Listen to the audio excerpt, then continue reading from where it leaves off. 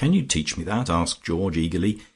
He had been rather distressed about his increasing plumpness for a year past, and about his increasing age for longer than that.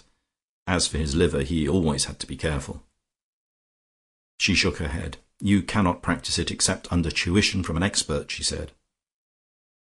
Georgie rapidly considered what Hermes and Ursy's comments would be if, when they arrived tomorrow, he was found doing exercises under the tuition of a guru. Hermy, when she was not otter hunting, could be very sarcastic, and he had a clear month of Hermy in front of him, without any otter hunting, which, so she had informed him, was not possible in August. This was mysterious to Georgie, because it did not seem likely that all otters died in August and a fresh brood came in like caterpillars. If Hermy were here in October, she would otter hunt all morning and snore all afternoon, and be in the best of tempers. But the August visit required more careful steering.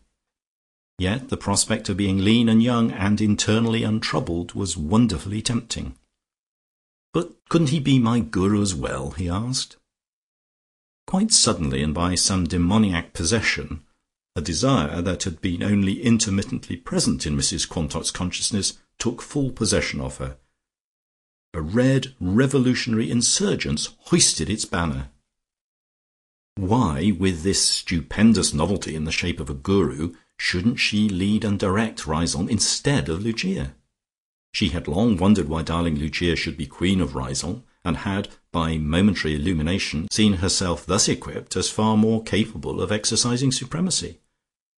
After all, everybody in Riseholme knew Lucia's old tune by now, and was in his secret consciousness quite aware that she did not play the second and third movements of the Moonlight Sonata simply because they went faster, however much she might cloak the omission by saying that they resembled 11 o'clock in the morning and 3 p.m. And Mrs Quantock had often suspected that she did not read 1/4 of the books she talked about, and that she got up subjects in the encyclopaedia in order to make a brave show that covered essential ignorance. Certainly she spent a good deal of money over entertaining, but Robert had lately made 20 times daily what Lucia spent annually over Romanian oils.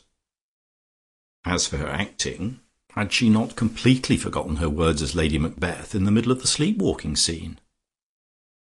But here was Lucia, as proved by her note, and her A.D.C. Georgie, wildly interested in the guru. Mrs Quantock conjectured that Lucia's plan was to launch the guru at her August parties as her own discovery.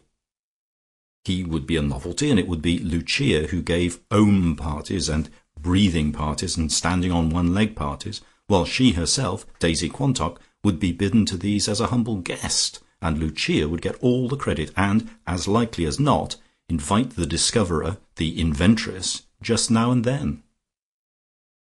Mrs Quantock's guru would become Lucia's guru, and all Riseholme would flock hungrily for light and leading to the Hurst. She had written to Lucia in all sincerity, hoping that she would extend the hospitality of her garden parties to the guru, but now the very warmth of Lucia's reply caused her to suspect this ulterior motive.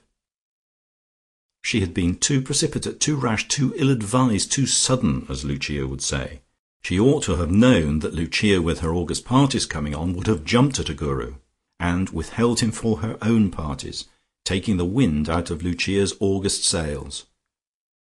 Lucia had already suborned Georgie to leave this note, and begin to filch the guru away. Mrs Quantock saw it all now, and clearly this was not to be borne. Before she answered, she steeled herself with the triumph she had once scored in the matter of the Welsh attorney. "Dear Georgie," she said, "no one would be more delighted than I if my guru consented to take you as a pupil.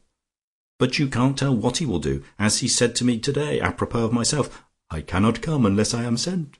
Was not that wonderful? He knew at once he had been sent to me." By this time Georgie was quite determined to have the guru. The measure of his determination may be gauged from the fact that he forgot all about Lucia's garden party.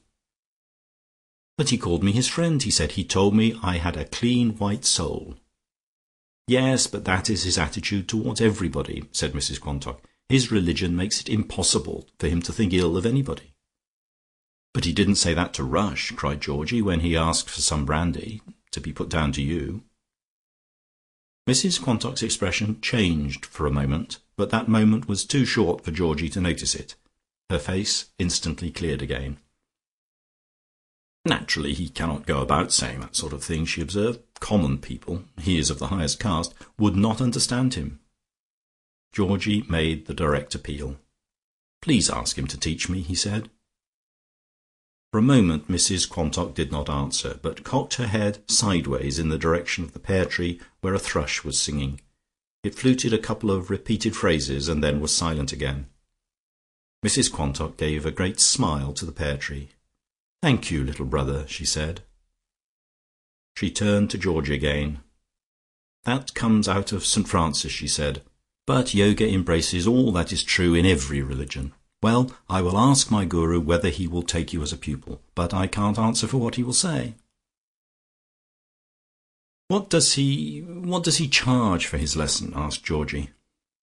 The Christian Science smile illuminated her face again.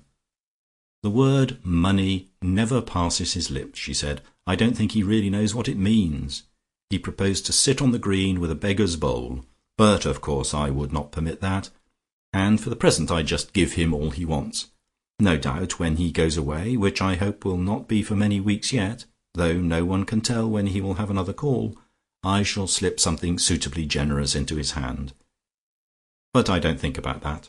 Must you be going? Good night, dear Georgie. Peace. Om." His last backward glance as he went out of the front door revealed her standing on one leg again, just as he had seen her first.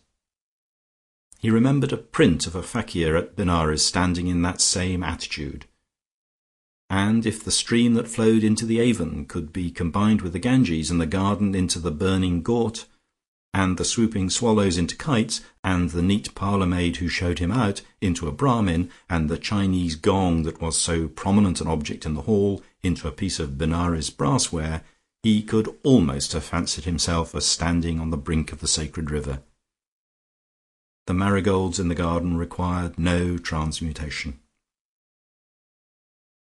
Georgie had quite to pull himself together as he stepped round Mrs. Quantock's mulberry tree, and 10 paces later round his own, before he could recapture his normal evening mood on those occasions when he was going to dine alone. Usually these evenings were very pleasant and much occupied, for they did not occur very often in this whirl of Riseholme life, and it was not more than once a week that he spent a solitary evening, and then, if he got tired of his own company, there were half a dozen houses easy of access where he could betake himself in his military cloak and spend a postprandial hour. But oftener than not, when these occasions occurred, he would be quite busy at home, dusting a little china and rearranging ornaments on his shelves, and after putting his rings and handkerchief in the candle bracket of the piano, spending a serious hour, with the soft pedal down for fear of irritating Robert, in reading his share of such duets as he would be likely to be called upon to play with Lucia during the next day or two. Though he read music better than she did, he used to go over the part alone first, and let it be understood that he had not seen it before. But then he was sure that she had done precisely the same, so they started fair.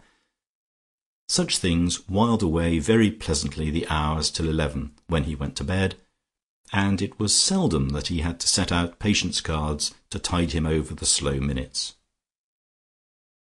But every now and then, and tonight was one of those occasions, there occurred evenings when he never went out to dinner even if he was asked, because he was busy indoors.